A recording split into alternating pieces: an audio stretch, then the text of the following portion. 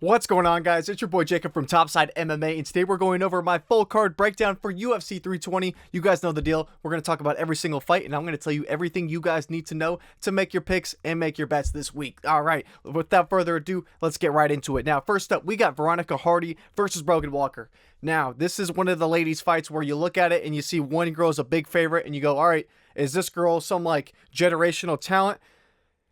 Not one of those cases. Well, it's not that Veronica is bad per se. It's just more so this line is so damn wide because of Brogan Walker. Walker has not shown us anything in the UFC, and she is not a great fighter to say the least. You know, she's had a long stem of inactivity, which is not a good sign, not something you want to see. I mean, the stats really do speak for themselves. If you look through them, you can see she has a horrible negative striking differential per minute. She has a horrible striking accuracy, horrible striking defense. You look at her grappling, it is non-existent either. 11% takedown defense, god awful. And I know it's only across 2 UFC fights, as you can see from her UFC record. She's 0-2, but she's just not taking her career seriously. I don't even know why she's taking this fight. I don't know if she just needs to fill the contract, she just needs to make a couple bucks or what, but it's just one of those situations where it's not like Veronica is really the next up and coming like crazy talent. It's just when you compare the two against each other, it actually makes a lot of sense that she is a minus 600. I had this in my notes. I was like,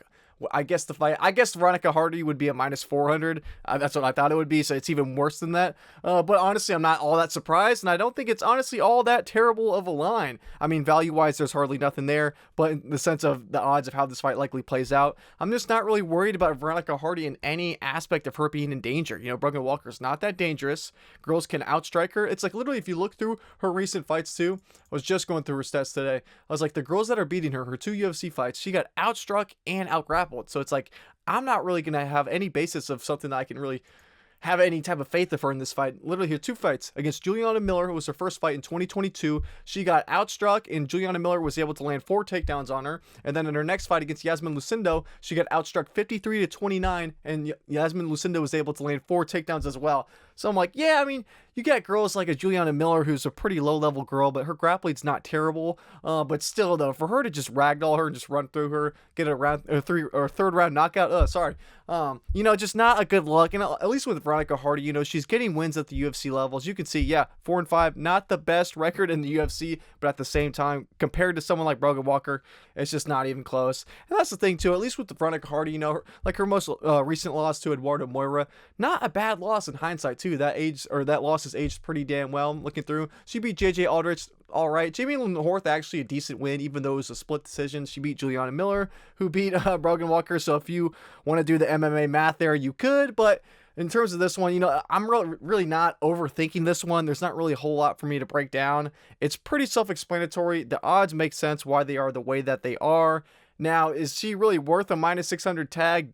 Probably not. I mean, there's really no value in this. But at the same time, pick-wise, easy pick, Veronica she should get the job done. All right, now next up, we got Ramiz Brahimaj versus Austin Vanderford. You know, I like both these guys. I think they're pretty cool, both of them. And, you know, this is going to be an interesting matchup because these guys are both grapplers. Now, they're a little bit different. You know, Ramiz Brahimaj, I'd say he's more of a natural grappler as opposed to a wrestler, whereas Austin Vanderford is definitely a natural wrestler that's kind of turned into a grappler as he transitions into MMA because he originally was a wrestler. I had this in my notes. It's pretty interesting with Austin Vanderford. He is older at 35 years old.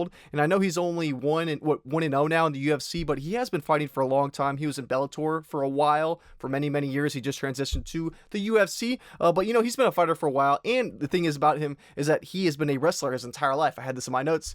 I put down Austin Vanderford. He's a 2-time Alaska State Wrestling Champion in 2006 and 2007. And he's also NAIA National Wrestling Champion in 2012. And he's a 2-time All-American wrestler. So definitely has the wrestling credentials to go behind him, and you can see it in his fights. He wants to take guys down. The one UFC fight that we have seen from him did the exact same thing. He took Nikolay Veretennikov, who's on this card, took him down, ground and pound TKO. Pretty brutal. If someone has a weakness in their wrestling, he's going to exploit it. Now, he has had some chin problems in the past, as you can see from his 2 knockout losses on his record. Those were actually in Bellator, where he got knocked out, and they were back-to-back knockout losses. He took a little break, as you can see, in between 2022 to 2024 to let his chin recover a little bit. Got a bounce-back win in Bellator, and then he transitioned, and he came over to the UFC where he got his first win, as you can see, the TKO in 2025 against Nikolay Veretennikov. You know, he's trying to take guys down, though. I mean, I do worry about his chin here, but at the same time, Ramiz Brahimaj really isn't a very dangerous striker. It's just more so he's trying to take guys to the ground too. The thing that worries me in this fight, though, is that you got two guys who want to take it to the ground. A lot of times when you have situations like this, it can just cancel each other out, and then the guys are going to stand and bang and throw hands on the feet. A lot of times that shit happens. It's very common. So I do worry because on one hand, Ramiz Brahimaj, this is about him in general. He has been riddled with injuries throughout his career that have given me a bit of hesitation about him. Now, he seemed to bounce back from said injuries in his last fight, and it kind of gave us a good look of, okay, he seems like he's been in better shape, although I have to say his career has been pretty much filled with these injuries. I literally had a list of all of these in my notes. So in 2019, he was supposed to fight on the Dana White Contender Series, but he had a tumor behind his left eye, so he had to withdraw there. And then in 2022, he had to withdraw from his fight against Michael Morales due to an undisclosed injury. And then in 2023, he had to withdraw from the fight against Carlston Harris due to a neck injury. So this guy's had injuries from 2019 all the way through 2023. That's why he had that little break in between, and then he came back in 2024. So he's had a couple bounce back losses. He lost to Thimbo Grimbo, who really wasn't. It wasn't the best look, especially against the guy like Austin Vanderford. I can look up the exact stats on that match, but he got dominated in the grappling. Let me see. Thimbo Grimbo, he was able to land 5 takedowns on Ramiz Brahimaj, which is not a good look compared to a guy like Austin Vanderford. Thimbo was able to rack up 10 minutes and 13 seconds of control time in that fight, and that's honestly exactly how Austin Vanderford fights. So, on one hand, I get it. I could see why people have a lot of concerns, and honestly, it is kind of standing out right to you in plain sight as like a, duh. Obviously, it's like, that's a red flag to have, and I totally get it. I just have the concern with Austin Vanderford because he's 35 years old. He's had shin problems in the past. He's been knocked out multiple times before. And now the older he gets, that wrestling base is going to start to slow down and slow down and slow down. So I do worry about him, and I worry about his chin, and I have some durability concerns for him. But on the other side, I do worry about Ramiz Brahimaj. He's been dealing with a lot of injuries too. So both these guys have concerns for me. We have seen Ramiz Brahimaj really struggle with the grappling. We've seen that be exploited literally within the last 2 years. So I get why everyone's picking Austin Vanderford. And if I had to pick him, if I had to put a pick here, I would say Austin Vanderford. But I literally, in my notes, I had this line. I guess Austin Vanderford would be a minus 150 favorite. So to see him as a minus 250 is kind of insane. That's way, way further than I thought it would be. And I don't think this line is warranted at all. I could easily see Ramiz Brahimaj winning this fight. And this is one of those too. There's a couple fights like this on this card that I'm going to talk about where I don't even necessarily think that Ramiz Brahimaj will, I think he'll win this fight. But I think for plus 200 odds, I think that line is so far wide that if anything, the value is on Ramiz Brahimaj. There's a chance he could just starch knock out Austin Vanderford. The last thing I'll say about this fight that I wanted to point out, I had in my notes, is it's interesting because Ramiz Brahimaj has lost every single fight in the UFC that he's had that has gone outside of the first round, which is kind of insane. So you figure you got two wrestlers, it's likely going to go outside of the first round. So I get everything towards me. I'm probably going to pick Austin Vanderford. The reasons are stacking up to pick him this week. It's just the odds kind of throw me off. But literally, in 4 total wins, he's had 3 first-round submission wins, 1 first-round knockout win, and then in Ramiz Brahimaj's 3 total losses in the UFC, it's been 2 decision losses and 1 third-round knockout loss. So I do worry about a wrestler like Austin Vanderford. Yes, he's getting older, and the wrestling's not going to be as good as it was when he was younger, but at the same time, he was such a high-level wrestler. He's been able to really implement it in the UFC. Yeah, against Nikolay Veretennikov, who's not very good. But at the same time, I do have that worry. We've seen Ramiz Brahimaj's grappling, his wrestling kind of be a problem for him in the past, like I said, against Thimbo Grimbo. So the pick will be Austin Vanderford, but the odds are wide on this, so I would be a bit hesitant here.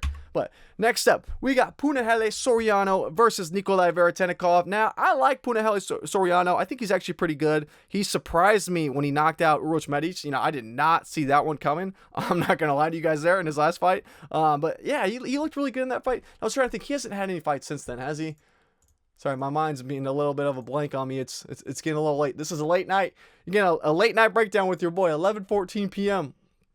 Let me see. I don't think he had. Yeah, okay, no, that was his last fight. That was January of 2025. Yeah, he's looked good. You know, the thing I like about Punahele too is he was having some trouble up at middleweight, and now he's been on this little 2-fight win streak at welterweight. He's looked damn good. You know, I'm glad to see him cutting down. He's not gonna have to deal with a lot of the power and the strength of guys at higher weight classes. His durability has looked a lot better here too. So you know, I like what I've seen from him so far. He's not gonna have to deal with that crazy grappling pressure heavy style of some guys that gave him troubles in the weight class above. Like, as you can see from his record, I mean, Dustin Stoltzfus got the second round submission over him. I mean, like, there were guys that have been causing him problems at these higher weight classes that at a lower weight class in welterweight, he's looked pretty damn good. I was trying to say, yeah, Miguel Baez, yeah, say what you want about that win, but Rosebud, he's not the highest level, and yes, he does have chin problems, especially as we saw in his last fight too, but at the same time, I like those wins, and I like Punahele too. He's a strong dude with a lot of power, and I think that's going to be able to equalize him in this fight against Nikolay Veretennikov, because Nikolay is pretty straightforward, he's pretty basic,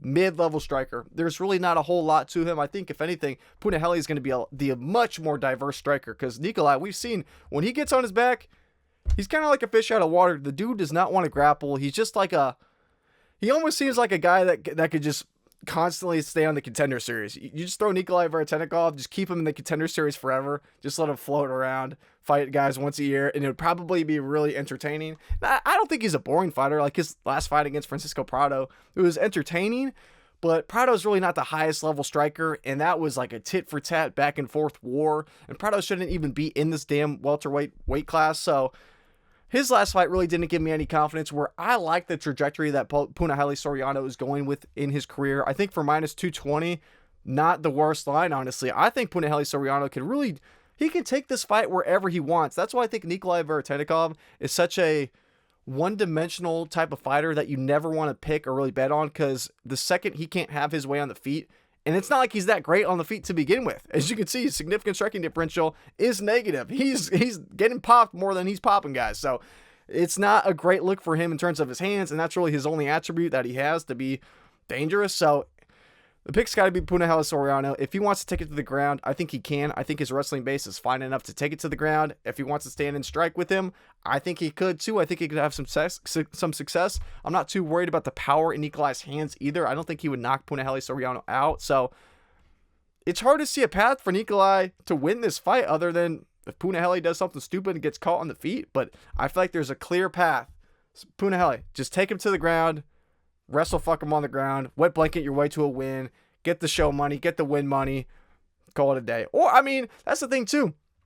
We saw the game path with Austin Vanderford when he fought Nikolay Veretennikov. You can take this guy down, control him, and just get a ground and pound win, because the dude does have a good chin. Nikolay Veretennikov, he does have a decent chin that can hold up well, and he's probably not going to knock him out on the feet. I don't think so, at least. I think the much better chance would be get to a ground and pound position, get to a full guard, or full mount, and then at that point, you just start laying the work on him. I think he should be able to get him out of there. I just don't think Nikolay is really anything all that special. I think Punahele Soriano, I like what he's done in the recent years, or I guess he hasn't even been here all that long, just a year and a half almost. At welterweight, I think he's doing the right thing with his career. He looks like he's really kind of bouncing back, having a little resurgence, and I do not think Nikolay Veretennikov is the guy to really put an end to that. So give me Punahele Soriano as a decently confident pick. I think he gets the job done. So next up, we got Patchy Mix versus Jakub Wiklacz. Now, I'm not going to lie to you guys, this is one of the fights I need to do more research on. Not in the sense of Patchy Mix, just in the sense of Jakub Wiklacz. Now, I have looked through this guy's record, and he's a KSW demon. So it's kind of funny. On one hand, you got Patchy Mix and Bellator, and you got Jakub Wiklacz and KSW. So it feels like one of those like PFL super fights,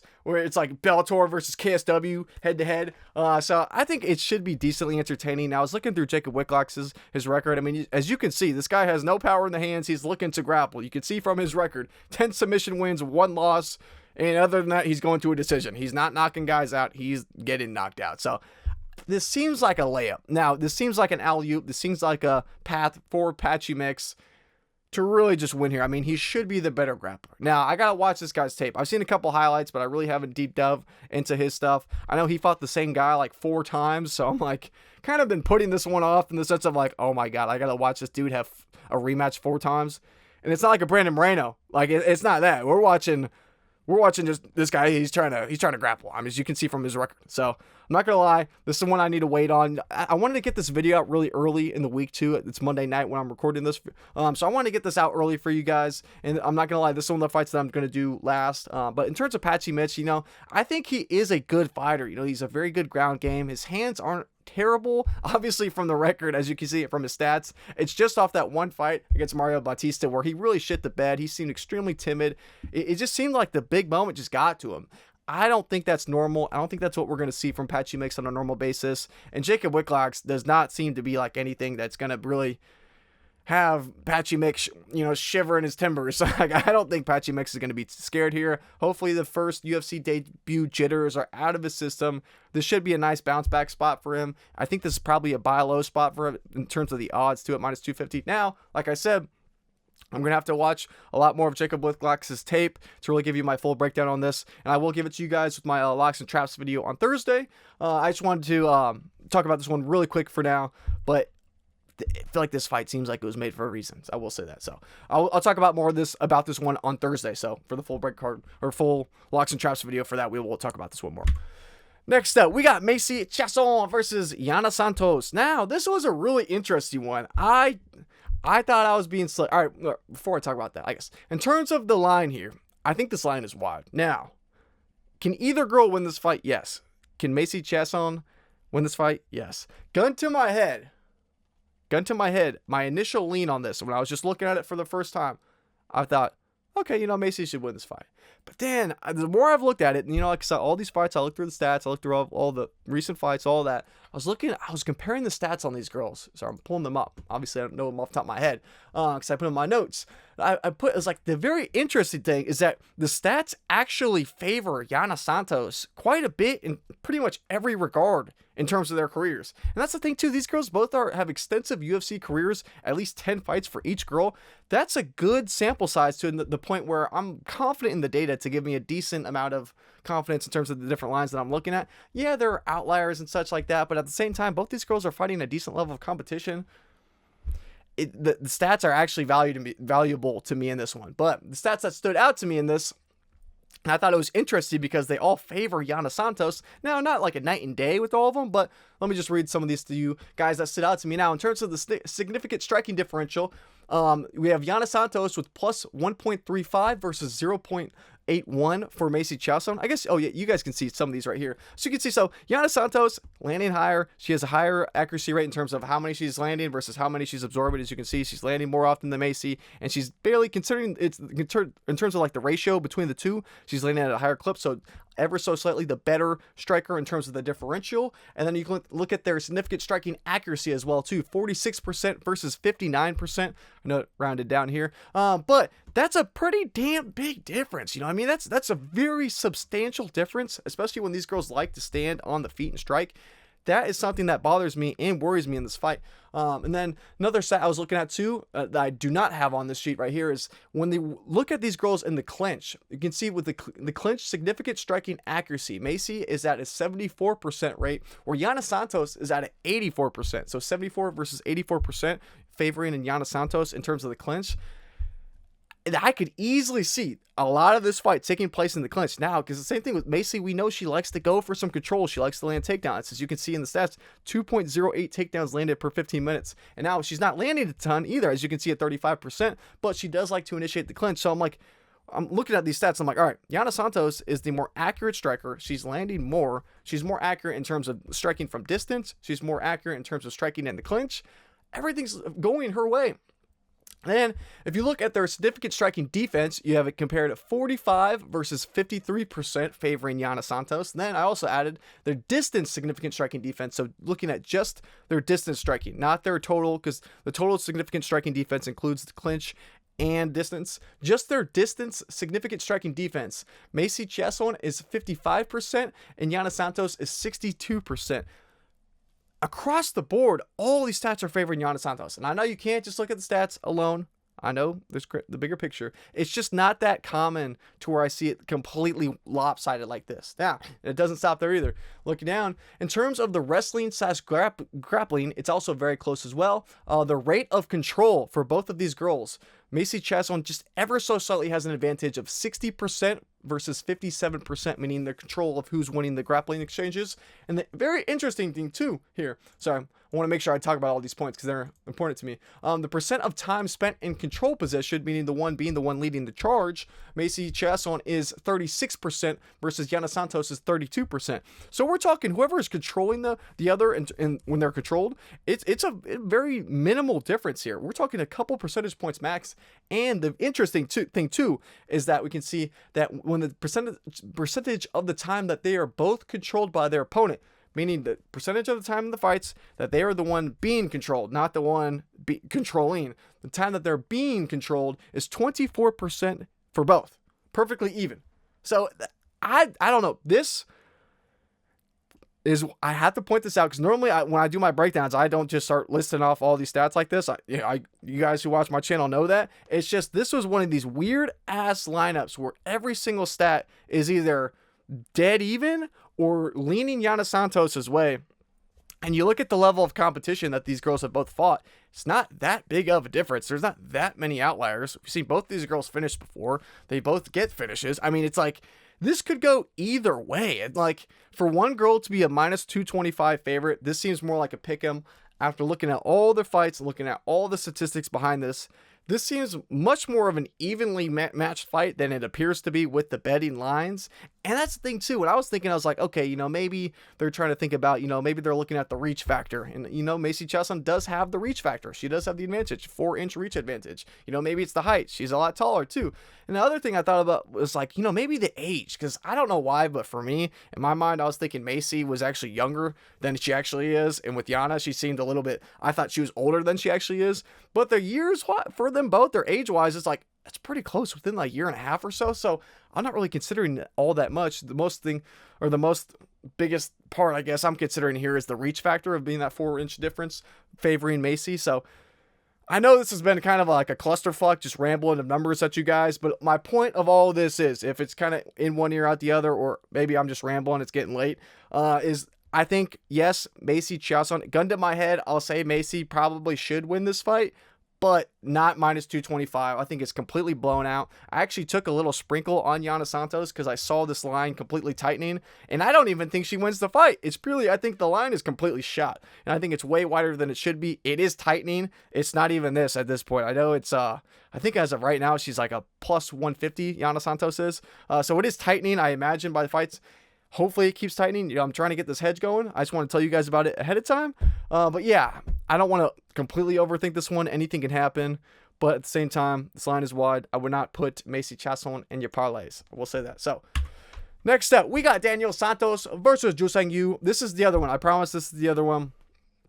I'm looking through the whole list. Yeah, this is the only other fight, guys, that I will say I want to take a little bit more time to really deep dive into this, because it's more so I did a ton of tape study on Juseng Yu before he fought Jakub Sergey, and I'm just like, I was going through it, I was looking at the names on Tapology of the fights, and I was like, dude, I don't even remember half of the fights of his regional scene, so I need to go relook at them for Juseng Yu. I do remember when I originally broke him down, I wasn't overly impressed with him. I didn't think he was going to be some world beater, because it really kind of looked like he was beating up on some lower level guys that really weren't anything special. So it was hard to put a really good read behind Juseng Yu. So I'm going to look over those again too, kind of refresh my memory, but as I remember, nothing really crazy stood out to me from Juseng Yu. Obviously, he starched Jakub Sergey and fucking ran right through him, so that was a great look, obviously, but lower level of competition. At least with Daniel Santos, we have seen him hang in the UFC. Yeah, he's had some trouble. As you can see from his knockdown ratio, it's 1-to-1. He can hurt guys. He can get hurt too. Shoot the box style. They go crazy. It kind of makes sense. Now, I don't love the layoff that he's had, as you can see from his fights. 5 fights since 2019. Not the best look either. Doesn't give me a ton of confidence. I know I was looking through his Tapology too, and I'm pretty sure a lot of them were pullouts because he had injuries. Let me triple check this. I'm going through his recent fights because he had a lot of canceled. Yeah, he did. He had a lot of canceled fights. Now, as you can see from the bottom, you can see his most 5 recent fights. He had the fight against What's the name? Blah, blah, blah. No, that's oh wait, no, that was a regional scene. His first fight in the UFC was 2022 against Julio Ars, who actually got cut from the UFC. After that, he fought John Castaneda in 2022. That was the knockout win, as you can see, in 2022. And then after that, he fought Johnny Munoz Jr. in 2023. So he had a little bit of a time period in between that. But my point is, after that, 2023, after that fight against Johnny Munoz Jr., he had 3 fights that he was supposed to have. And they all got canceled. And I was like, all right, I don't remember this. Why are these all canceled? I looked into it. Santos withdrew from his fight against Daniel Marcos. He had one from there. He had one against Said Nurmagomedov that Santos withdrew from. And then the third one against Davy Grant, he had, it was Santos had to withdraw because of medical issues. So I'm like, this dude has withdrawn from 3 fights in 2023, 2024, and 2025. Yeah, I don't really blame him for not wanting to fight Said Nurmagomedov, but like, you're pulling out of a Davy Grant fight, brother.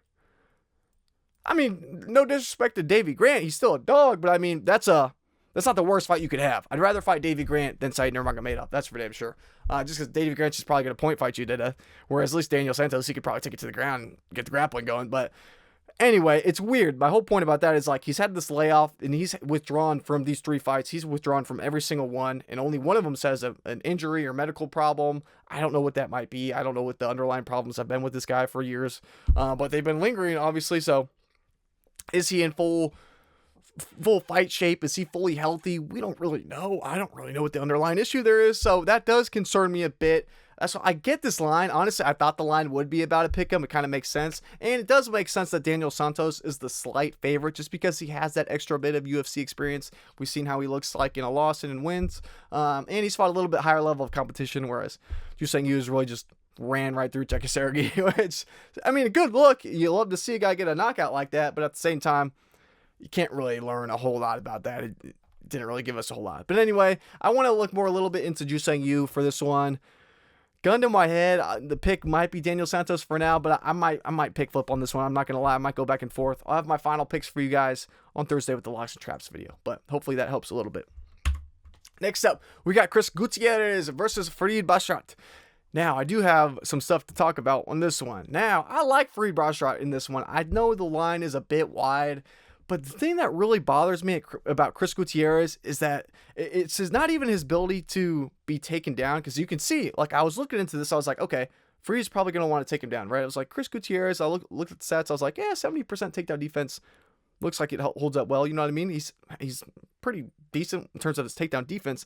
The thing, though, is that dudes don't even need to take him down. They can just hold him against the cage, rack up control time.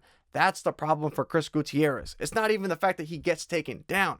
It's the fact that guys can just control him and outmuscle him. Chris Gutierrez, he is just looking, he's a leg kick demon. I mean, the guy is a leg kick merchant. He will spam the shit out of the leg kick like an Xbox controller. And yeah, if you're going against another striker, you know that can slow him down and hurt him later on.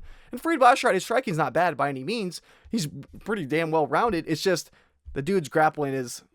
That's where he wants to go. He's a damn good grappler, and I think it's just a matter of time. He doesn't even need to take Chris Gutierrez down. He can just control him against the cage for 15 minutes for all I care. He's probably going to do it. He's probably going to take it wherever he needs. That's the thing, too. I don't doubt this guy's fight IQ. You know, I think he'll take it where he wants to take it, where he thinks he has the best path to win. And I'll tell you what, distance striking with Chris Gutierrez is not his best path to win, and I don't think that's where he's going to want to fight. So I see a lot of grappling. I see Farid likely going for takedowns, and like I said, even if he can't get him, he's going to be going for him.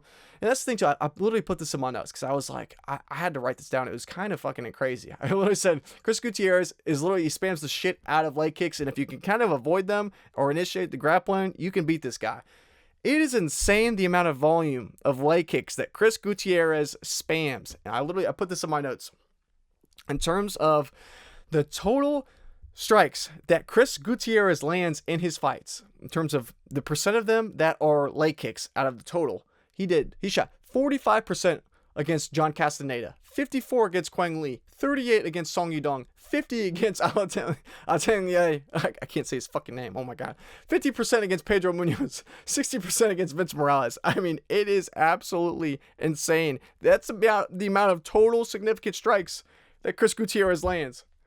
He's having fights where he's landing 50% from fucking leg kicks. It It is absolutely nuts. It's absolutely insane. And I will say too, I had this in my notes because I know it's getting late. My brain's starting to get a little bit away from me, but I just want to make sure I get my main point across about this entire breakdown. Is that Chris Gutierrez has an impressive 70% takedown defense, but that's not going to save him in this fight, because even though his takedown defense looks great on paper, it doesn't account for his weakness to opponents holding him against the cage and racking up control time, even if they're not able to actually land the takedowns.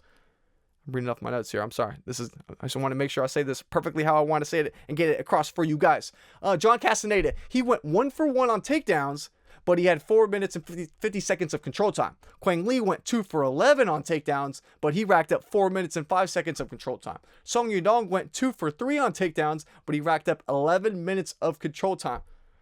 Absolutely crazy. And about that fight too, I want to say in one round he racked up 4 minutes and 15 seconds of control time while going 0 for 0 on takedowns, and in another round he racked up 4 minutes and 41 seconds while he went 0 for 0 on takedowns. Absolutely insane. I mean, it's kind of bonkers, the stats behind it. It's like, I was trying to what rounds were that?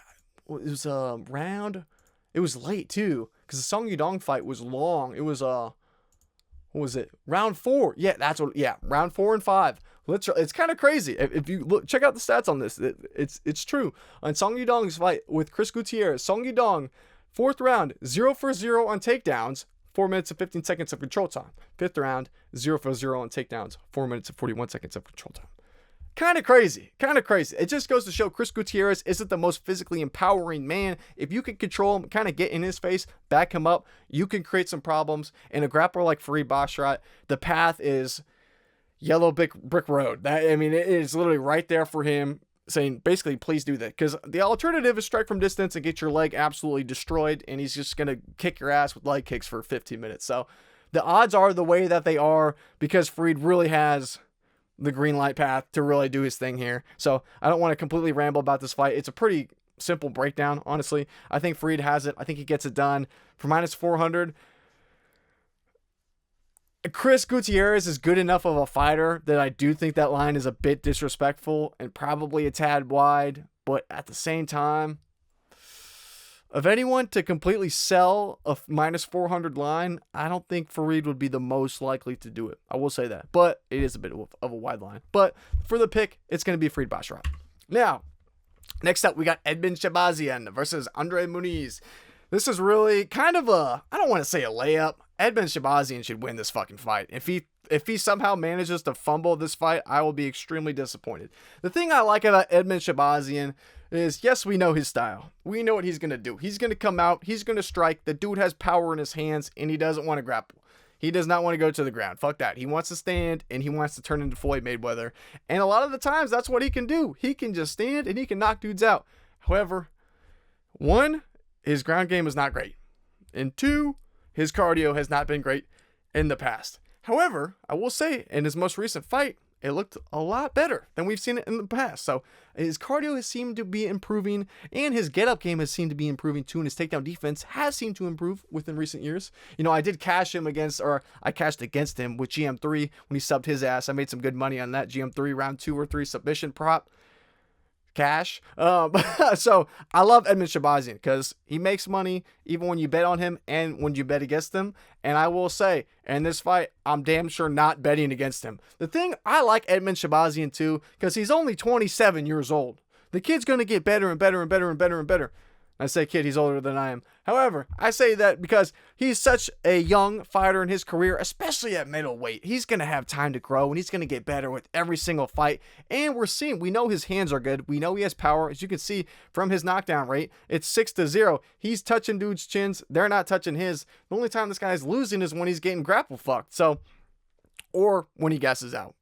Either or. But I've seen his cardio's better. We saw it in his last fight. He was able to go to a decision. And we've seen in his takedown defense is starting to get better as years go on. And that's the thing. He's only 27 years old. That's where he's going to be working on because that's obviously his weak point.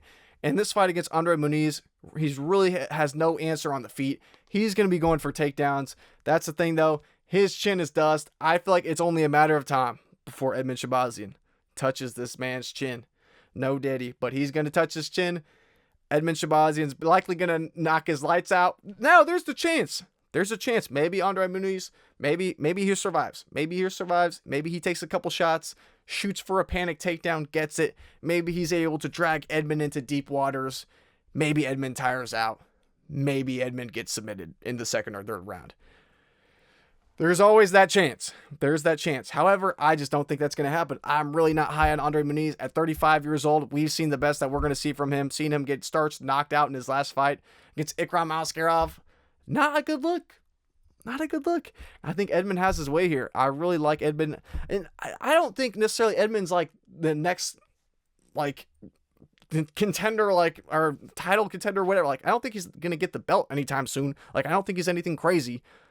But at the same time, this seems like one of those fights. This is a pay-per-view card. They want violence. They want someone to get their head knocked off.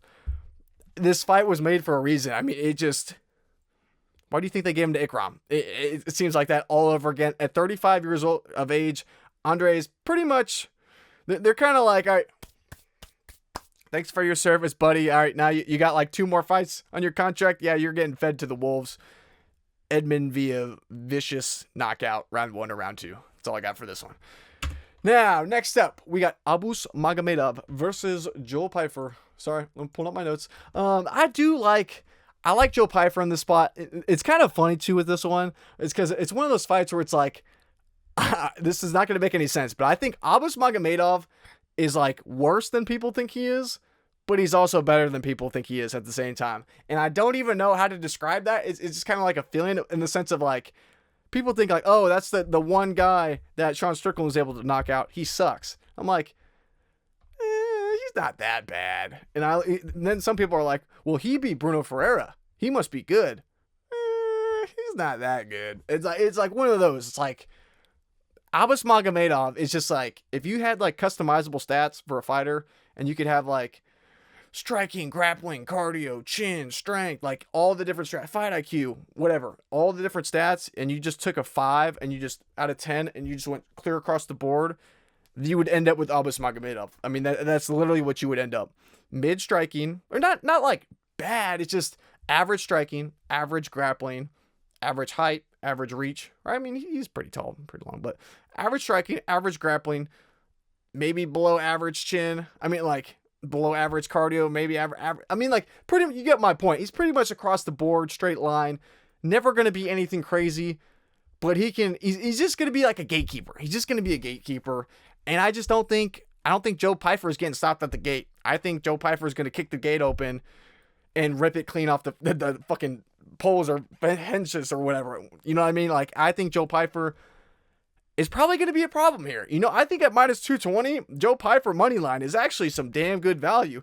The thing I like about Joe Pyfer too is that we've seen Joe Pyfer in the UFC in a win and in a loss. And not a bad, like, not the Contender Series bullshit loss, like him actually going to a decision, going long. His cardio was a problem. Crafty vet got his ass, and then he learned, he adjusted, and then we saw that when he fought Kelvin Gastelum. He was, I mean, I know 3-round versus 5-round, I get it, but he was wailing, man. He was beating the shit out of Kelvin Gastelum. He beat the brakes off of him. Seemed pretty damn good cardio for me. So literally, if you look at Abus Magomedov, what is his chance to win here? He's gonna have to out-grapple Joe Pyfer, but Joe Pyfer is so strong and empowering and physically strong. I don't see Abus just grapple fucking his way to a win here. Abus's chin is a major concern. I'm worried about that because Joe Pyfer has some dynamites in his hands. I don't know, man. I don't see a realistic, the realistic path for Abus Magomedov to win this fight is to grapple. Take it to the ground, land takedowns, and pretty much wet blanket his way to a win. Because that's the thing. I mean, like, you look through Abus Magomedov, you look through his record, and you say, all right, he knocked Dustin Stoltzfus out really quick. You could say early stoppage on that. Either way, the kick that he landed, it just like, it was like a Tony Ferguson kick where you see his head go back, like nasty. It was a nasty kick. Either way, say what you want. It was 19-second stoppage. Then Sean Strickland, if you watch that fight back, that's the crazy thing about this fight too. That was 2 years ago. The Sean Strickland fight, I don't know why it feels like it was longer than that. It feels like it was 5 years ago. That was 2 years ago, July of 2023. He gives up in that fight.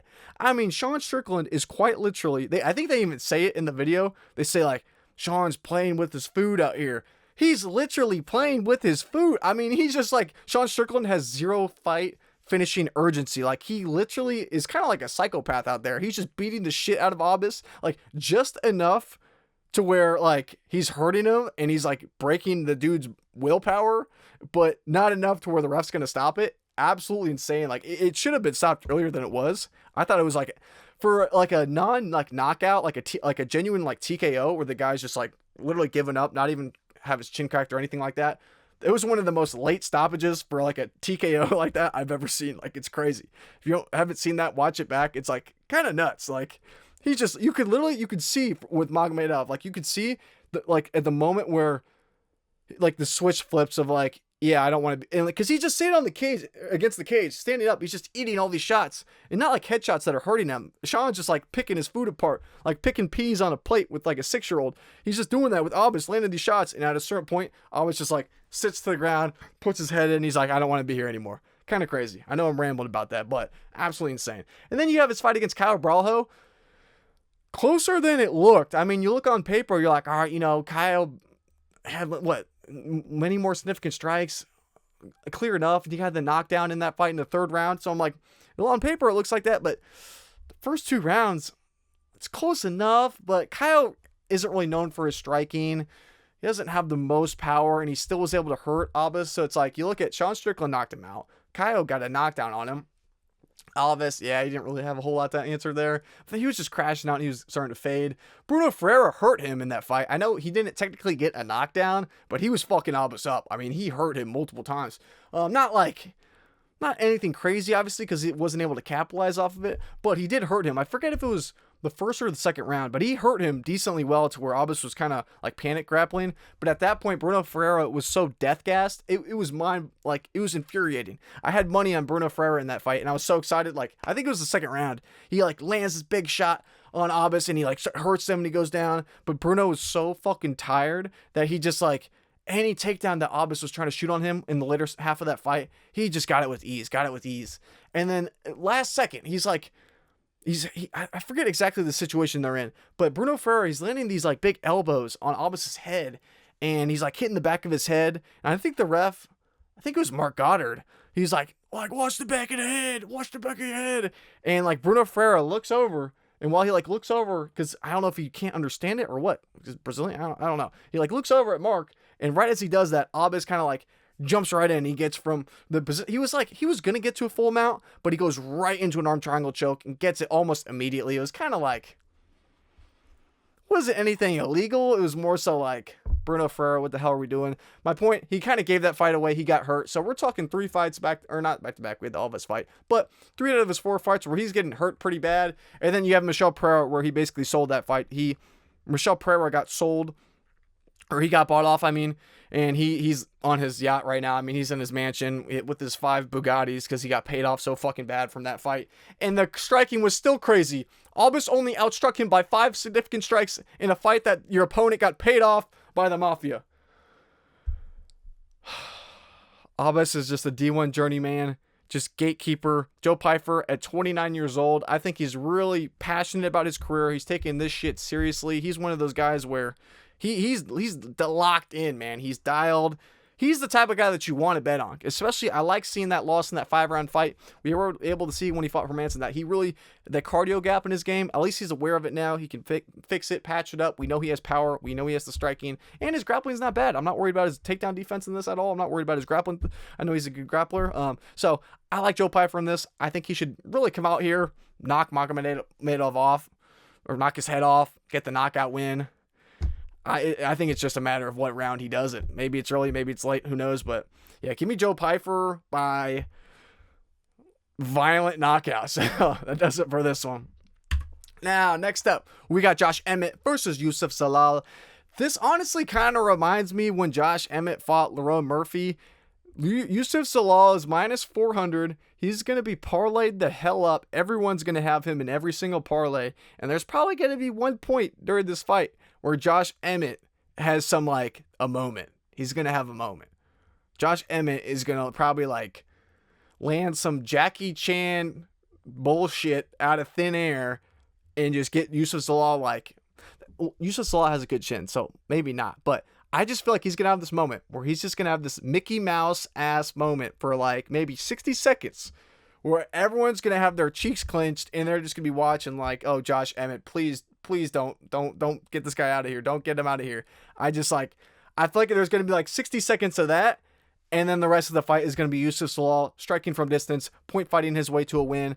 I like Youssef Zalal. I think he's smart. I think he fights exactly how he needs to. Honestly, looking back, people were giving him so much shit about his last performance against Calvin Kattar, where he really kind of won the first two rounds and then just kind of ran away for the third round. That's the type of guy you want to bet on. I mean, he knows he's up, and he's like, fuck that. I'm not taking any risks. Doing it against Calvin Kattar is kind of crazy. I'm not going to lie. I kind of get some of the backlash there because Calvin Kattar, he's not going to knock you out. Josh Emmett, if Youssef Zalal is up 2 rounds against Josh Emmett, oh yeah, no, hit the bike, brother. Hit the bike. Start doing some laps around the octagon, brother. See how many laps you can run. I don't care at that point. And I kind of like that from Youssef Zalal. That's the type of guy you want to put your money on. That's the thing about Youssef too. Never been finished. Absolutely insane. You look at his record, 17-5, 5 losses, all decision losses. Ilia Topuria couldn't knock this motherfucker out. I like Youssef Zalal's durability. I like his speed. I like his hands. I like the fact that he got cut from the UFC. It kind of woke his ass up. He locked the fuck back in. He came back. He's on a mean tear right now. I like everything about Youssef Zalal. He seems like a cool dude. I like him as a person. I think he has great skills. Josh Emmett at 40. He's older than 40. That age has got to be off. My age has got to be off. There's no way he's 40. I thought he was older than 40. He's got to be 41 at this point. Am I tweaking? No, 40 in 7 months. I thought he was older than that. My bad, Josh. But yeah, 40-year-old Josh Emmett at featherweight. At a certain point, these lower weight classes, you can't be 40. He's going to have the speed disadvantage. And having the speed disadvantage against a guy like Youssef Zalal is the last thing you want in a striking match. So I like Youssef Zalal. There's no wrestling threat from Josh Emmett. It's going to be a striking match for 15 minutes. Maybe Josh Emmett lands the nuclear bomb. That could happen. I just don't think it does. Youssef Zalal has proven his durability in the past. Never been finished. I don't think Josh Emmett's going to be the first guy to do it. It honestly makes sense why the line is this wide. I can't say I'm super mind blown. So Youssef Zalal, I like him to win this week. Now, next up, we got Yuri versus Khalil Rountree. Now, to start with Yuri, in terms of the breakdown, we can break these guys down one at a time. Now, in terms of Yuri, if you look through his UFC career, I know it's a bit of like looking at things like 2020 hindsight vision.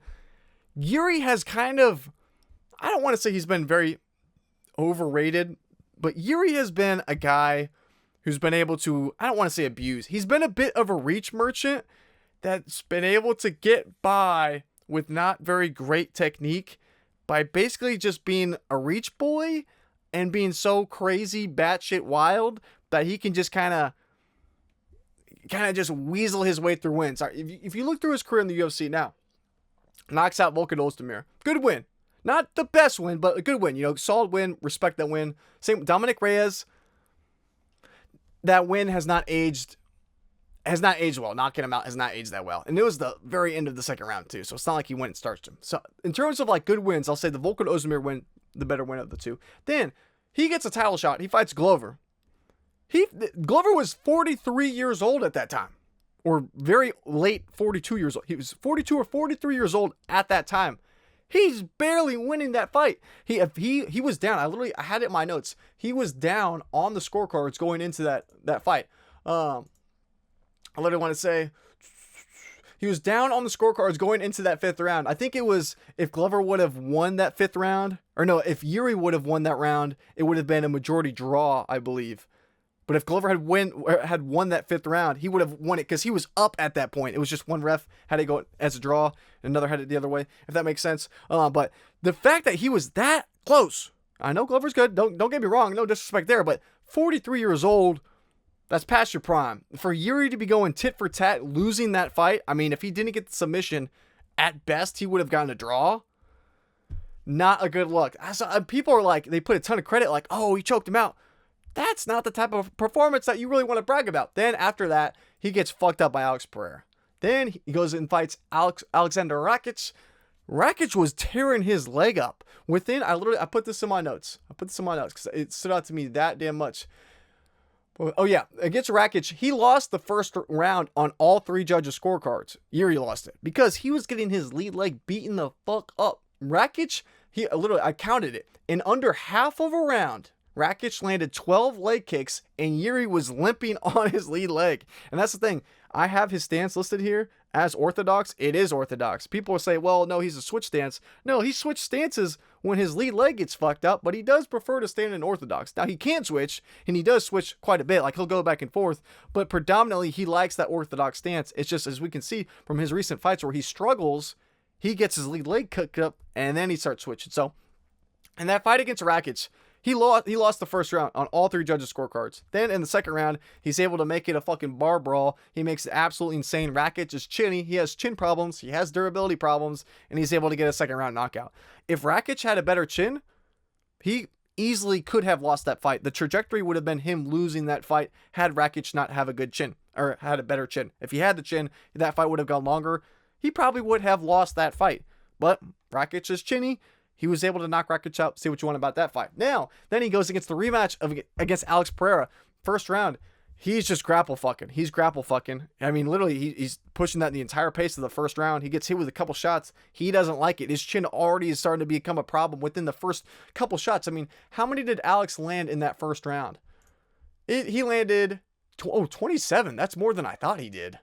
Though maybe that was why those shots were adding up. But even then, he was still grappling. Yuri only had 1 minute and 11 seconds of control. I thought they would have given him more than that. It seemed and it felt like more than that. Maybe not. Maybe. Okay, so no wonder his chin was hurting him. You know, he was being a problem for him. He was having some problems dealing with the shots coming from Alex in that first round. He grapples, gets into the second round. 1 leg kick. Yuri was out. I mean, the chin... Say what you want. After the first fight, you can't really say his chin was dust or his chin was cracked. Because he was still kind of in it. You know, he's still kind of there. 1 head kick. 1 head kick in that second rematch. Yuri, his chin was completely cracked. Completely cracked. That was not a good look. And I know people are like, well, you know, you can recover from that. And you definitely can. That's just not the type of shit you want to see. Then after that, he fought Jamal Hill. And that's the thing, too. That Jamal Hill fight was very close. He won the first round pretty damn clearly. But then Jamal Hill, in that second round against Jamal Hill, pulling up these significant striking stats, Jamal Hill doubled him up on significant strikes because he was able to finally get his reads and get the fight going. Because that's the thing. Jamal Hill is a southpaw. Yeah, he struggled early on against Yuri, being a fucking wild, crazy man. He got clipped. But that was more because Jamal Hill was throwing these just nukes. He was just putting everything into every single shot that he had. And Yuri had the speed advantage there. And his head movement is actually really damn good. So he's able to just bob and weave. The speed is not even close. That's why he hit Hill. And that's why he knocked him down early in that first round. Or it was somewhere, I don't know the exact time in that first round of that fight. But he was able to really knock him down in that first round because his speed was just, it was night and day ahead of Jamal Hill. Jamal was throwing these bombs, wasn't landing, and he was getting caught as a result of it because the speed was such a huge gap. Second round comes around. Jamal Hill makes his reads. He starts to perform a lot better. He doubles him up on significant strikes. And you can be asking, all right, what's the point of saying all of that? You look at who he just fought. Khalil Rountree just took Jamal Hill through 5 rounds of hell. I mean, he battered the shit out of Jamal Hill's legs, cooked them the fuck up, and just... He kicked Jamal Hill's ass for all... I mean, he 50-45'd his ass. And you look at their fight, Jamal Hill in that round 2, he was dog walking Yuri. And if it wasn't for his chin, that's the point of this is... If it wasn't for the chin problems, now Jamal Hill has been cracked. We've seen him get knocked out. We've seen him, what's his name, Rakic. We've seen him get knocked out. These guys have both had chin problems in the past. If neither of those guys had chin problems, Rakic is up in the first round. Maybe the second round they're even. Then it's 1-1 going to the third round. This fight with Jamal Hill, 1-1 going into the third round. Anything could happen, and that's like, I don't get how the hell Yuri is now a favorite. And you look at, especially you compare the fights of, okay, both these guys have fought Alex Pereira. Yuri got fucking knocked out twice after having some little grappling success. And I'll say that in the first round too of the Alex Pereira fight, or sorry, the first Alex Pereira fight that they had, Yuri and Alex, Yuri is able to get a takedown early on and survive his way to the second round. It's purely because Alex fucks up. Yuri comes in, he shoots a takedown. Alex jumps he doesn't jump a guillotine, but he goes for the guillotine as opposed to going for underhooks and trying to really prevent the takedown. And as a result, Yuri's able to take him down, not really landing a whole lot of damaging shots, but it was more so Alex Pereira gave him that position. And then you look at the second round, they get on the feet. Alex clips him again. That's the thing. Yuri fights with his hands down. This crazy sporadic bullshit style, it can work when you're faster than guys and when you can really trust your chin to be better than their chin. That's the thing I want to say here. When they have the speed advantage, he has the reach advantage, so that's never going away. He's going to have the reach advantage in this fight. But when he has the speed advantage and he can go chin for chin with guys, that's why Yuri Prochazka is so good. He's crazy. He's faster than you are. And I literally was looking at the instances. I need to put these damn screenshots up. I need to find a way to do this because it's kind of driving me insane. I have these pictures. I literally took so many screenshots of different moments throughout these fights. Shit, sorry, I'm trying to pull them up. Where literally it's like you look, these guys are both going for shot, and it's like with Yuri, his hands are like his lead hand will be down. So if he's going for a hook or if he's going for a cross, he will have the lead hand down and he's just banking on him being able to land the shot first. Because if he doesn't, he's fucked. And that's exactly what happened against Alex. When Alex Pereira, he threw the head kick. When he threw that head kick that knocked him out in their second fight, Yuri's hands were still down. He does not block shit at all. He blocks punches with his face. He literally just invites people to punch him right in the fucking face. I mean, you look at his significant striking defense, 43% is abysmal. And that's the thing. My biggest two concerns with Khalil Rountree before this fight were in the Dustin Jacoby fight. It was a prime example of one, Khalil Rountree did not have the cardio to go long. He was gassed out. And two, the speed was a problem. He had the power, but he didn't have the speed. And he was overloading on every single shot. And after watching that Dustin Jacoby fight, I get why a lot of people are like, Khalil Rountree has some serious holes in his game. And he did.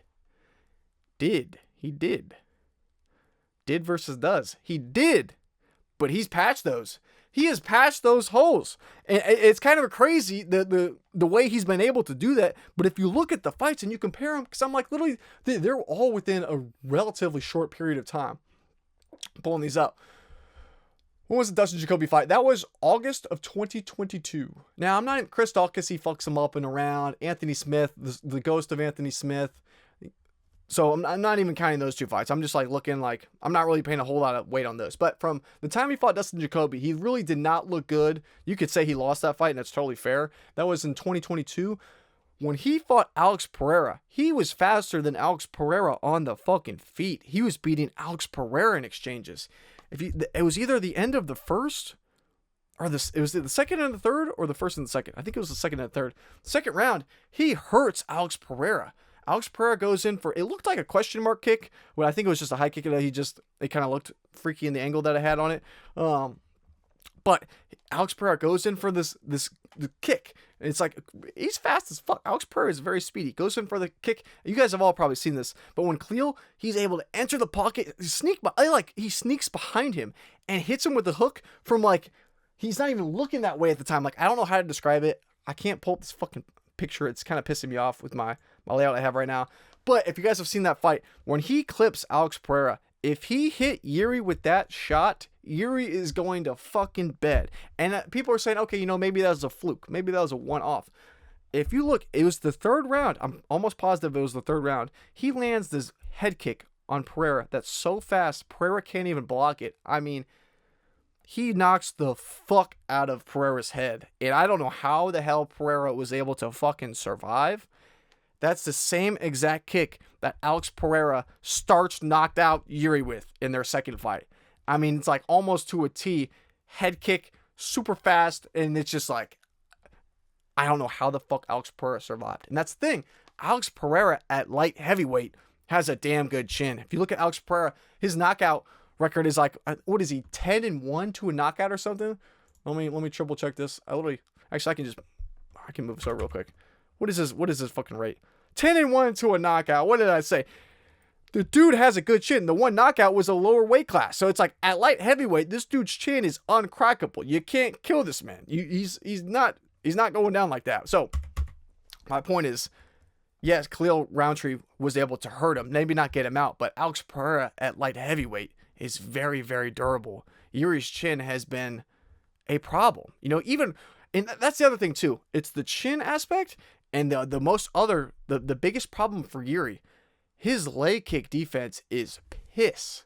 You look through his recent fights, Rakic was fucking his lead leg up. He was limping in the first round. In under half a round, he had landed 12 leg kicks and Yuri was limping. Alex Pereira beat the shit out of his lead leg in both of their fights. That's why he was switching stances so many times. He would switch, he'd be an orthodox, Poatan would fuck his shit up, he would switch back to southpaw, then Poatan would hit his other calf, and then he'd switch again. And people are like, the commentators are like, oh, I guess it's crazy switch stance. No, it's just his lead legs are getting beat the fuck up. You can see the bruising on his legs as they're getting, it's just like nasty. And that's the thing, Yuri, some guys can take him. Like if you look at Khalil's fight against Dustin Jacoby, you could see like, Dustin Jacoby was eating some fucking tree-cutting axe leg kicks of like, if I got hit with one of those, I'd be on the ground in tears. I mean, like they are the most nasty leg kicks. And Dustin Jacoby, he was even checking a couple of them. Yuri does not check leg kicks.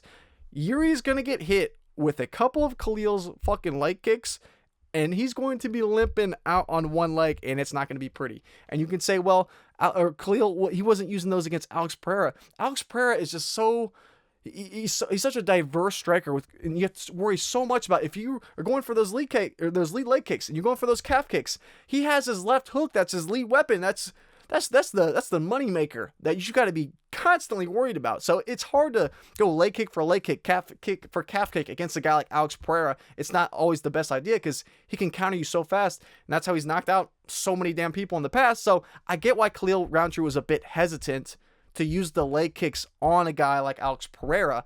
But as you can see in his next fight after that, he was chopping Jamal Hill's legs down. He was fucking his legs up. I mean, Jamal Hill couldn't stand. The leg kicks were battered. He was getting battered so badly by Khalil Roundtree's leg kicks.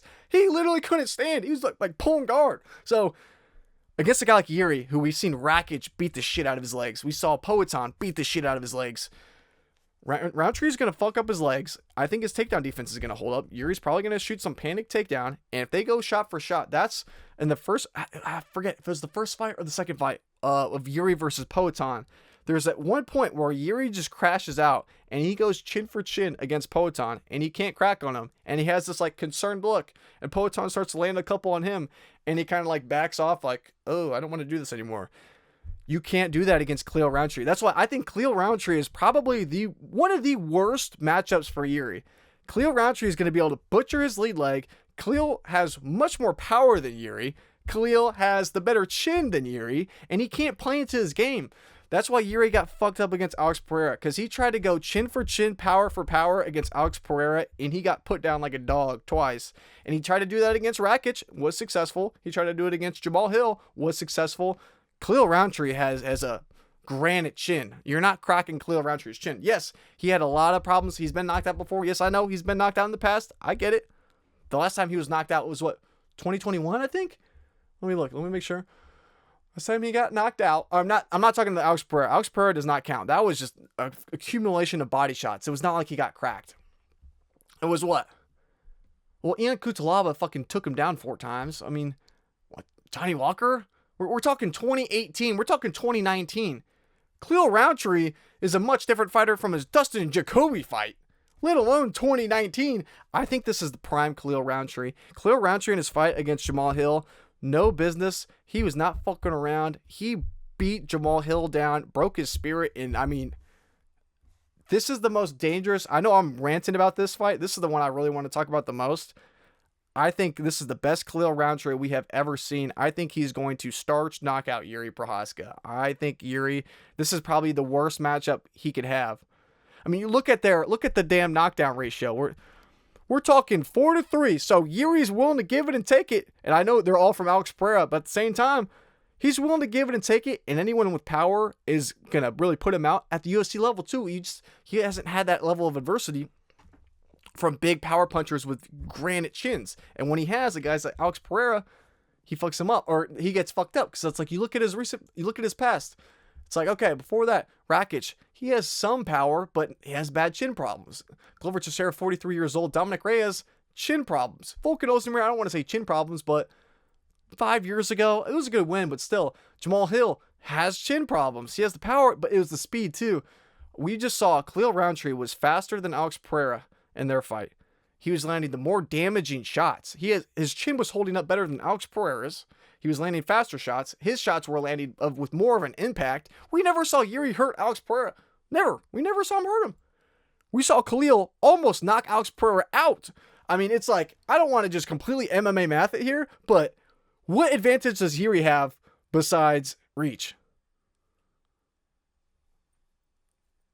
I'm waiting. What advantage does he have here? What advantage does he? None. There's no advantage besides crazy, like maybe like schizophrenia. Maybe that. Maybe or like some crazy shit. And that's the thing too. I know I'm rambling about this, but we're going off script. I'm just yapping.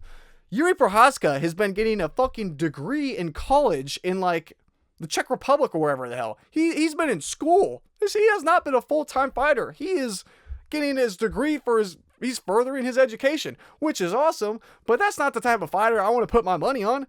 Khalil Roundtree is in the gym, locked in, dialed in, unbreakable mentality. Khalil Roundtree is everything you want in a fighter. And that's the thing too. I think I'm going to keep coming up with things to say because I'm so on Khalil Roundtree this week. I'm like 100% on the Khalil Roundtree side. Let's think too, in his fight with Alex Pereira, if it was a 3-round fight, if there were no 5-rounders, if it was a 3-round fight, Khalil Roundtree would have been champion. He would have got the belt. He beat Alex Pereira 29-28 across the first 3 rounds. This is a 3-rounder. No, yeah, Yuri's fucked. I'm talking myself more and more into this because there's the chance. Yuri's crazy as hell. And the thing I will give Yuri, actually, this is the one thing I'll give him. He doesn't even have like the most insane, earth-shattering power in his hands. It's just that his fight finishing, like his killer instinct of like, if he hurts you, you're fucked. Like the way he's able to like pounce on people, and the second you get a little wobbly, you're done. You are completely dead. I mean, that's happened with both. That was like against Jamal Hill and Rakic. It's not like he's landing like when Poatan hit him with the leg kick, and he's just like can't even stand up, and he's like goes to stand up, and they like got to get the stool because he's like all over the place. No, like he doesn't do that to people. He's got knockdowns. Don't get me wrong, but I mean, like guys, he's not putting guys out. It's just when he sees blood in the water, he pounces, and at that point, his cardio is so good. I guess that's the one thing I'll give Yuri. Probably has the cardio advantage. I'll give him that. But that's the thing. His cardio is so good. He can just land. And it's like not even that like they're the most damaging shots. It's just when you're getting hit 50 times in the head after you've already been rocked a little bit and the cobwebs are all there, and you're just like, I mean, you can't escape. If he gets you on the ground when you're hurt, you're like, it's over. There's no way to escape it. So there is that. And I will give him the cardio edge. Khalil Roundtree does not have the better cardio here. But other than that, I mean, I don't get how people are just all over Yuri this week. I just don't get it. Maybe I'm the madman. But I don't even know how long I've been rambling about this. But I am like, this is probably one of my favorite underdog picks I've had in a long time. And I really like Khalil here. I picked him against Jamal Hill, made a good amount of money on him against Jamal Hill, and I'm definitely putting some money on him against Yuri. I'm going to have quite a bit. That's the thing too. I wanted to point out with the lines here. I got out my notes. I put it down here. This is very interesting. I needed to tell you guys this. This is a red flag for the bets, for the bookie side. For all of you guys that care, listen to this clearly. If you guys don't care about the betting side, just skip to the next fight breakdown.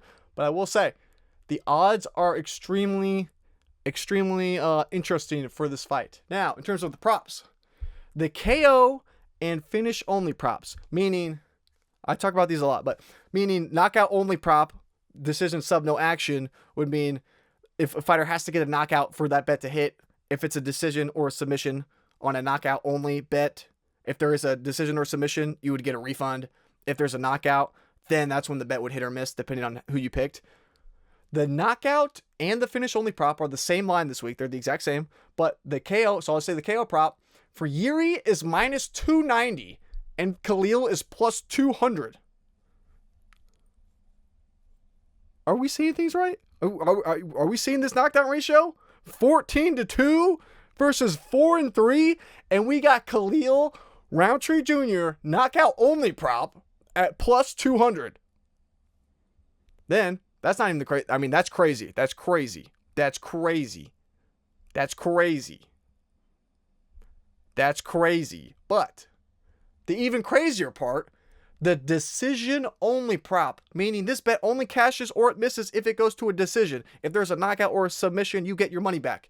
The decision only prop, Khalil minus 180, Yuri plus 130. So the bookies are saying, the way they have it lined is, if this goes to a decision, Khalil wins. If this goes to, if there's a knockout or a finish, Yuri's getting the finish.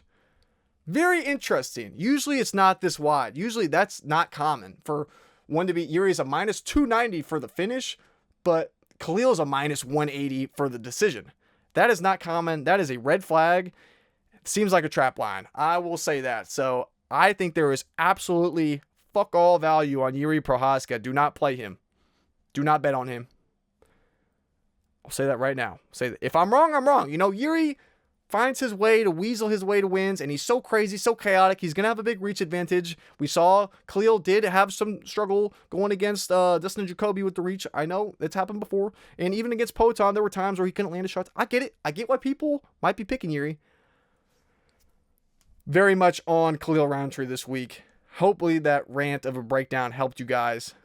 Not even close, though. I mean, the pick, night and day, Khalil all day. Could be wrong. Like I said, this is not a lock by any means. Light heavyweight, two guys wanting to stand and bang. Anything could happen, but pick's got to be Khalil. Enough yapping.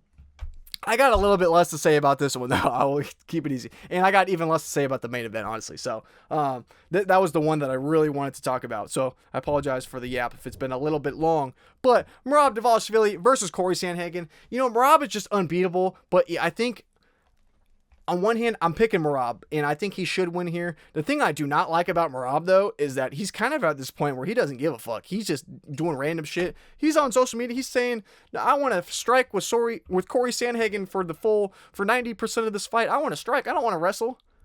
Brother, when you're considering putting minus 400 on Merab, and he says, I want to stand and strike with Corey for 90% of the fight. I know fighters yap, and they say a lot of crazy shit. And Merab is not the brightest tool in the shed. However, when someone's saying, I'm going to go against everything I'm good at, and I just want to have fun, sometimes you got to listen.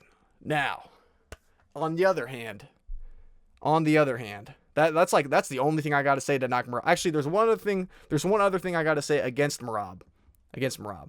What I will say, sorry, I'm pulling up my notes. And his fight against Umar, people think, like, they look and they say, Merab won a unanimous decision on that fight, which he did. That fight came down to the last 30 seconds of the fight. You got to be aware of that. Whoever was going to win that fight came down to the last, what was it? It came down to, I was actually mind blown watching it back today. I forgot how crazy it was. The last 39 seconds, that fight, if the fight was not a 5-minute round, if that last round was only 4 minutes long, and then maybe there was an earthquake and it got stopped and they went to the scorecards, Umar would be champion. I hope you guys know that. It was tied.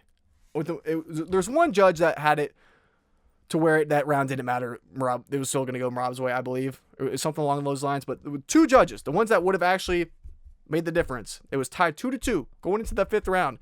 Umar is outlanding Merab. Umar is winning the round. 39 seconds to go. 39 seconds in the round. Umar is 39 seconds away from being the champion, from getting the belt. Merab hits him with a shot. He points at him. He literally points at him. And he goes, throws him down, points at him again. Merab starts hitting emotes like he's playing Fortnite. That won him the fight. That I hope you guys realize, Merab hitting emotes with 39 seconds left in a title fight in the 5th round where it's tied 2-2, where he's losing, he emotes his way to a win. I cannot get over that.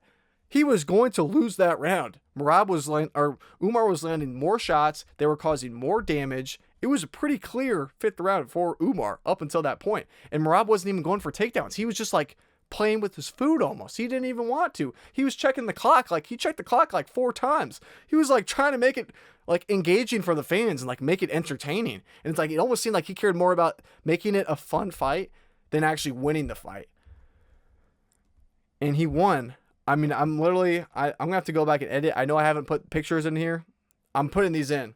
I'm gonna put, as you guys can see, this is the first time Merab hits a shot and he points at him. Then he throws him to the ground and hits another emote. Then I'm trying to think of all the emotes in order. Then there's like a couple seconds left in the fight. And he fucking, he's like on the ground. And then he's controlling, he's like almost has position over Umar. And he's like on top of him. And he just gets up. And he emotes again. And then after that, he just gets up and he walks away. I'm hoping every time I did that, the picture will pop up. But it was absolutely insane. I don't want to ramble about that too much, but that's what I gotta say is Merab, I don't know what the hell he's thinking in his game plan. I don't know what he's gonna be thinking in this fight. Like, I don't know where his mentality is at. Skill for skill, he should be able to dominate. I mean, we saw Corey get pretty much outworked everywhere. I mean, like, we saw, like, in terms of the numbers, yeah, in terms of like the damage, it wasn't close, but like I was literally looking through this and I was trying to find reasons to want to pick Corey Sandhagen this week, and he could, you know what I mean? Merab could shit the bed here in terms of just doing dumb shit and throwing this fight away. Don't get me wrong, he definitely could. I think Corey Sandhagen is way more hungry. I think he's way more focused. I think he's way more dialed in. He's going to have the reach advantage. He's going to have a height advantage. He's going to have the age advantage here, being the younger guy, because Merab's getting older and all that. Wrestling, you know, the older you get, the slower you're going to get. It's only a matter of time before we start to see Merab slow down in the next couple of years, but Corey's just shown too many weaknesses where I'm like, I just can't get behind this guy, man. It's like we literally saw against Umar. Umar outstruck him 98 to 71, and Umar landed 5 takedowns. And we just saw Merab do the exact same shit to Umar. Like, I don't want to... People say you can't use MMA math, but at a certain point, this is the highest level. This MMA math is not that bad when you're looking at it from this high of a level of like... The pass there, the skill sets are there for all these guys. At this level, they're all so damn good. So we just saw Corey get outstruck and get out-wrestled by a guy that Merab just did the exact same thing to him. The game plan is there. The path is there. It's honestly just more so if Merab will stick to it and follow through with it, which is very... this almost feels like a Sean Strickland versus Israel Adesanya. Like, that's how it feels. Like, I could just see some goofy shit happening. I could just see it. I could see it. This one is like one of those where you think too hard about it. If you think too hard, I feel like it's either going to be one of two ways. Merab's going to dominate, and it's not even going to be close. And it's going to be, he's just locked in, and he's dialed, and I want another belt, consecutive title defense. Like, I want it. Or he's going to fuck around, be kissing on Corey Sandhagen's back, pointing at him, and Corey Sandhagen, he might get a knockout win. He might start to pull ahead. That's the thing, too, with Merab. I will say, because I know this video is getting late. I know it's like it's 12:30 a.m. in the morning right now, for me right now. So sorry if I'm just ranting a little bit. What I will say, though, in my notes, I pointed this out. This is a very important thing for me that I wanted to tell you guys. In 15 UFC fights, Merab has never lost the last 2 rounds of any fight he's been in. Meaning in the 3-round fight, he's never lost rounds 2 or 3, or in a 5-round fight, he's never lost rounds 4 or 5, except for 2 times. 2 times in his career. One, against Frankie Saenz. He took the 3rd round off Merab back in 2017. That was 1. Number 2, Sean, in their first fight, he took the 5th round off of him the first time they fought. That's the 2 times anyone has ever taken one of the last 2 rounds off of Merab before. Ever. Absolutely insane. I mean, this guy does not slow down, and if you can't keep the pace, you will suffer, and you will lose fights. And that is exactly what plays into Merab's game plans. That's exactly what he wants, and it just makes so much sense. And if you look at guys like Corey Sandhagen, he's literally fallen trapped to this before. The one fight that really stood out to me, I took a lot of notes on this one, was this fight against TJ Dillashaw. It was kind of the same shit. It's if you don't win the first 3 rounds against Merab, you're kind of fucked. Like, that's just kind of how his fights are. It's the same thing with Umar. Umar had the good advantage. Well, I'm trying to think of what the rounds were for him. I literally put it in my notes. Oh yeah, no. Okay, so the first round, Umar won on 2 scorecards, but not the third. This is literally how Merab gets his way to wins. First round, Umar won on 2 scorecards, but not 3, because it was close enough. Both fighters went 0 for 0 on takedowns. Or no, both fighters landed 0 takedowns in that first round, and they both had 2 seconds of control time. However, Merab did outland Umar 20-18. It was too close for comfort, and even though Umar's landing the heavier shots and doing more damage, one judge still went against Umar and gave it to Merab there. Second round, Umar went 1 for 3 on takedowns, where Merab went 0 for 3. Umar had 48 seconds of control time, whereas Merab had 15 seconds of control time. However, in this round, Umar outstruck Merab 25-20, which was enough to secure the round for him on all 3 scorecards. So it was close, but all 3 judges gave it to him in that second round. But in the third round, both guys went 1 for 5 on takedowns. Umar had 43 seconds of control time, where Merab only had 7 seconds of control time. However, Umar only barely outstruck Merab 22-21, which made it far too close, and Merab won round 3 on all 3 judges' scorecards. So it's like, if you give Merab any room to where you're not dominantly winning the rounds, he's going to get the round on one judge's scorecard. He's going to get it. He's going to find a way to wiggle it. And Corey Sandhagen did the same shit against TJ Dillashaw. In the later rounds, he needed to win the last 2 rounds. Making sure I got this right. I spent a lot of time writing about this shit today. But in this fight, it's Corey Sandhagen's fight against TJ Dillashaw. By the end of round 3, it was a 29-28 win for TJ, with all 3 judges' scores going the same way for him. So the championship rounds were the only rounds where the scorecards had any variance, and ultimately led TJ to getting the split decision win. It was round 4, TJ goes 0 for 5 on takedowns, but is still able to rack up a minute and 41 seconds of control time, and the striking was close enough that one of the 3 judges gave TJ that last round, even though TJ got outstruck 26-19. So it was the exact same thing. Even though TJ got outstruck and it was close, he had some control time. How does it measure? It's at the point where if you haven't taken that big of enough of a lead off of a guy like a Merab, and I know it's Corey versus TJ, different, but the same sense of, if you haven't done enough early, and the later rounds, you're starting to tire out, all it's going to take is one judge to not give you the round. Maybe you get it on 2 judges' scorecards, but not the other, and then you're fucked. And it was literally, he was down, Corey against TJ, he was down 29-20 after 3 rounds, so he needed 2 of the 3 judges to give him rounds 4 and 5 to win. He left the round so close to where one judge gave him 4 and 5, but one judge said he lost the 5th, and one judge said he lost the 4th, so he ultimately lost this fight by 1 round on 1 scorecard. And I feel like that same type of thing could happen against a guy like Merab. That's exactly what he did against Umar. Or I guess it was a unanimous for him. It wasn't that close, but same thing. It came down to that 5th round. Umar just didn't have the cardio to keep it going. And as a result, Merab was able to squeak his way by with the emotes, pointing and laughing, made the crowd go absolutely nuts.